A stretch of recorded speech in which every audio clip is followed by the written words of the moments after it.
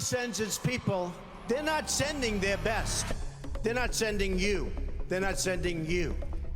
They're sending people that have lots of problems, and they're bringing those problems with us. They're bringing drugs, they're bringing crime, they're rapists, and some, I assume, are good people. Is that your dad? Yeah, that's my dad. This man right here is your father? Right there? Do you have a question about that? Yes, ma'am. Okay. I was wondering if your dad really is an African-American man. That's a very, I mean, I don't know what you're implying. Are you African-American? I don't understand the question of, I did tell you that yes, that's my dad. And he was unable to come in January. Are your parents? Been lit on fire in the intersection. Bottles are being thrown at them. There's a liquor store that was just lit on fire across the corner from us. There's a baby coming out from the building next door. They're evacuating people.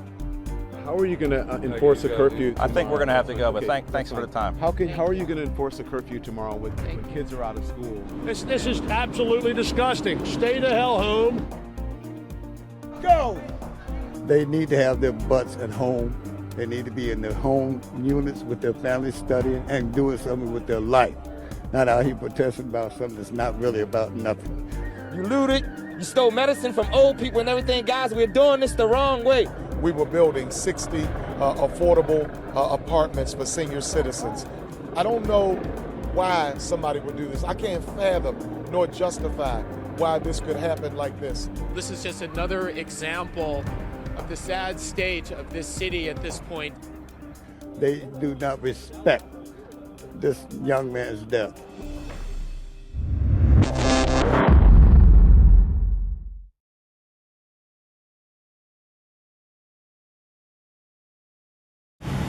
When we are portrayed as African Americans and as black people in the media, we don't get the same privileges as white people and non-minorities.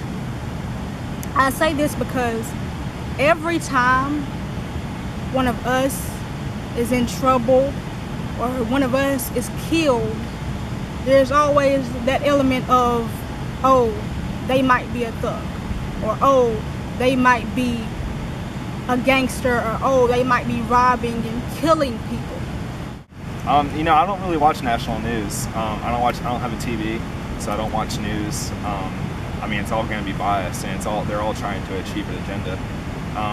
So they're just inherently, they're almost in that way, they're inherently bad.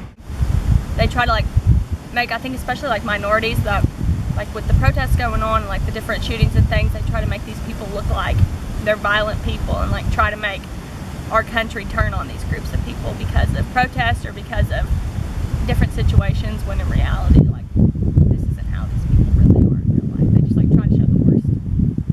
And they portray minorities, African Americans, Latinos, etc., in the light of the bad guy. Because when there's an action that happens, there's a reaction. But if they can stress the reaction and make it sensationalism, then there's going to be an even bigger reaction next time there's an action. So how do I feel that the news media portrays minorities, especially African Americans? Well, unfairly. That's how the news media treats minorities. News outlets sometimes depict minorities, especially African American, and in particular African American men. I find it to be very, very rude, crude, and disrespectful to take a guy who is clearly out of his element and place him in front of a camera after a very hostile situation and say, "Talk to America." You turn on the news every night when something goes down in the inner city, they're gonna grab the one person that is going to really say and talk like people in the inner city. And it spins off to everybody in America that everybody that comes from the inner city is ignorant, is lack of education, lack of the use of the English language, et cetera, et cetera. And not to say that all people in the inner city are not educated. Exactly. And are not trying to live with a certain lifestyle, exactly, civilized lifestyle, but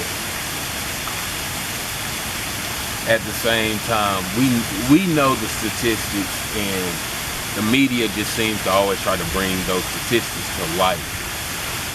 When Trayvon Martin was killed, the first circulated picture of him was a younger picture, and it did seem as though he was more innocent in that picture, and that was a problem.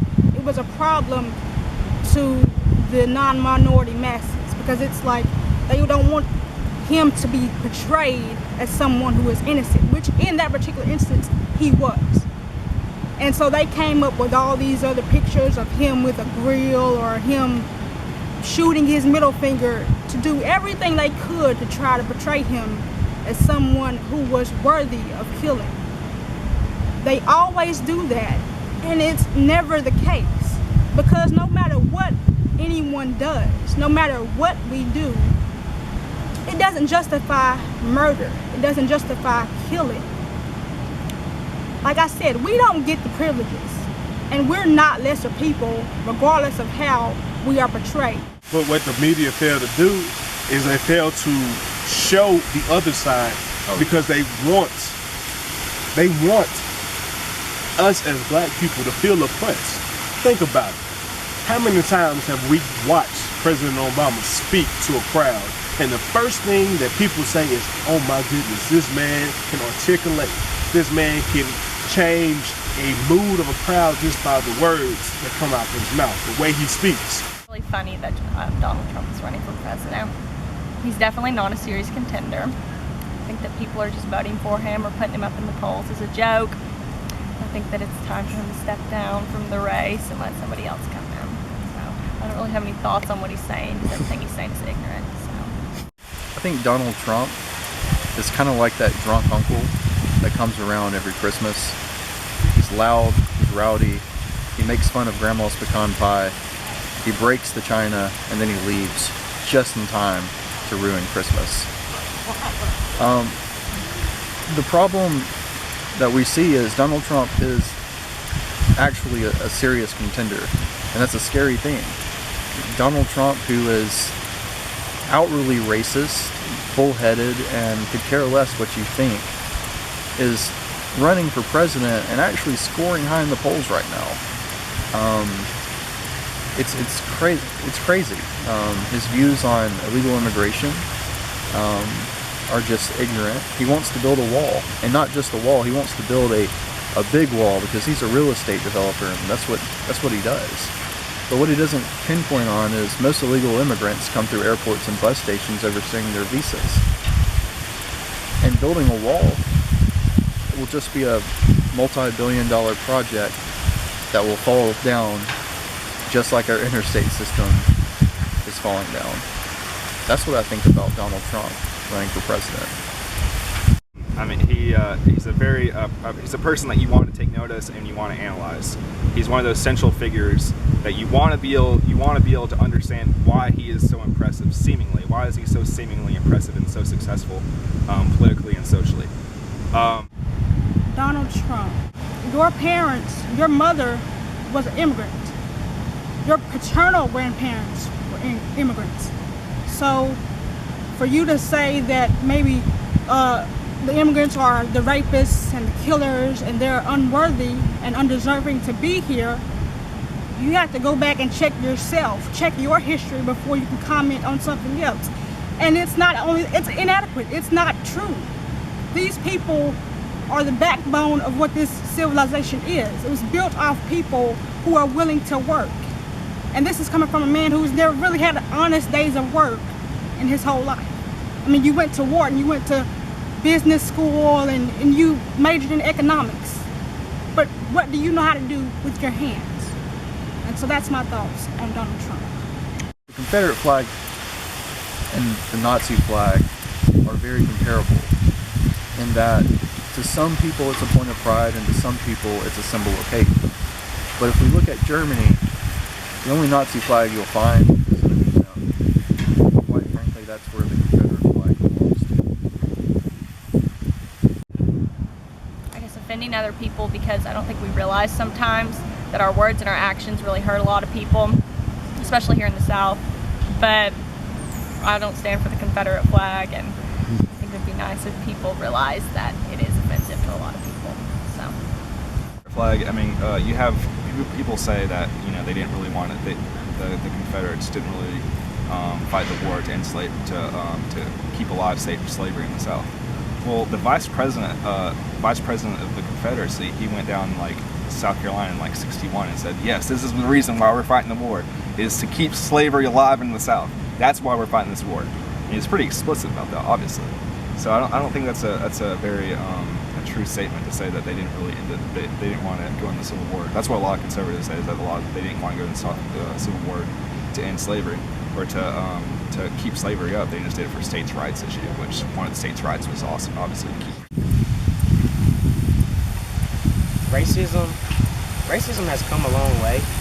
Since slaves were freed in 1865, we've made significant progress, but it seems like today it's still a hidden thing among campuses and just among our community.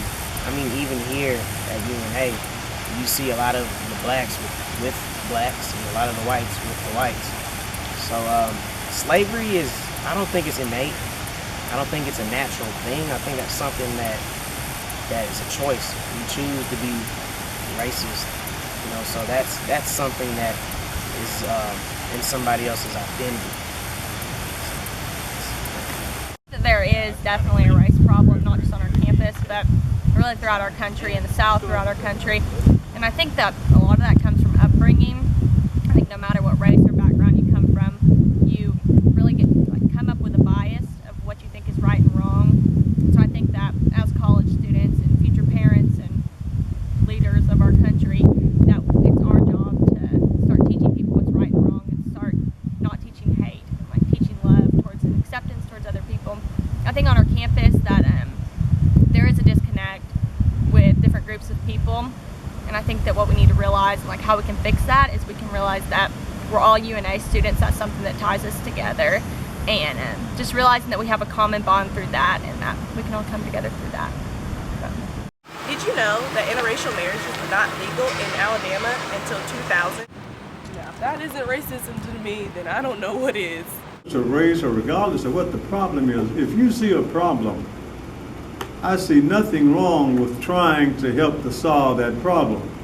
Now, in trying to help to solve that problem, you don't end up denying somebody else their constitutional rights. But you may be able to help even others to obtain constitutional rights.